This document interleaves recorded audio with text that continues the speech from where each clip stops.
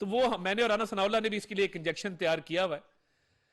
तो ये इसलिए डरता है, इसलिए रोता है, इसलिए चीखें मारता है, इसलिए अपने आप को बंद कर लेता है कि मुझे टीके से बड़ा डर लगता है, मुझे घर से मत निकालो। बड़कियां आप देखेंगे तो बैठ के बैनुल अक़वामी ताकतों को ललकारेगा। बड़कियां आप देखेंगे तो ओए फलां, मैं तुम्हारी ऐसी की तैसी, मैं ये कर दूंगा, मैं वो कर दूंगा।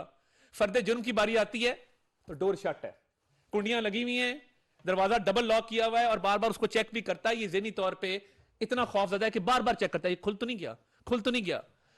और आप यकीन माने, इससे बुज़दिल, इससे खौफ में मुब्तला लीडर पाकिस्तान की तारीख में नहीं आया। लोगों ने फांसियां भुगती हैं, लोगों ने जानों के नजराने पेश किए हैं, लोगों ने अटक किले बर्दाश्त किए हैं, लोगों ने जिला वतनियां बर्दाश्त की हैं।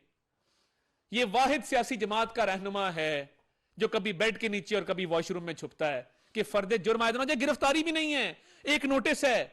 ये जेल जाने से हाथ की बिना पे डरता है। आप उससे बखूबी वाकिफ हैं, उस पर रोशनी डालने की जरूरत नहीं है, क्योंकि जिंदगी में एक दिन की जेल नहीं है इस लाडले की।